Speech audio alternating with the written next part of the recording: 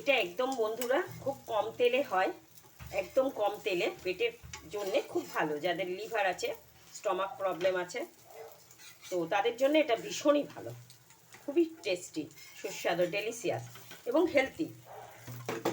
তো আমি ভিউয়ার্স বন্ধুদের আগেই বলেছি, বারবার বলছি, good health for good food, good health for good food.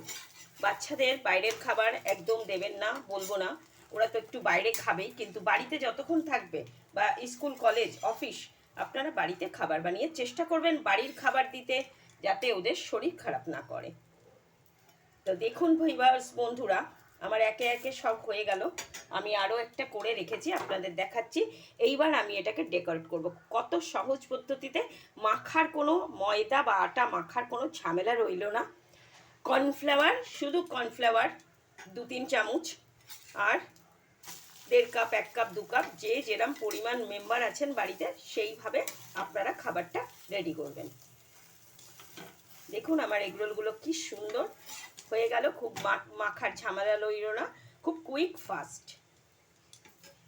তো এই হয়ে গেল। এবার দেখুন আমি একে একে সব রেডি করে নিচ্ছি। এই যে আমার গোলাটা আমি বলেইছিলাম, এই যে দেখুন আমার একে একে এগরোল হয়ে গেল। I will back to my channel Geneva delicious ফুডের আমি সার্ভিং প্লেটে ফিরে আসছি।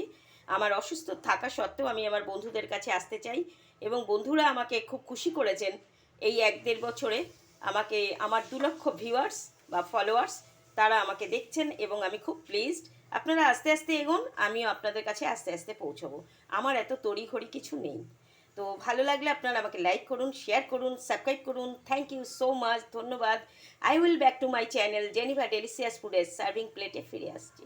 এগ রোল হাতে বানানো, ময়দা কর্নফ্লাওয়ার দিয়ে মাখার ঝামেলা না রেখে চট জলদি বাচ্চাদের, বড়দের, বৃদ্ধদের, বৃদ্ধাদের খুব নরম সফট এগ রোল।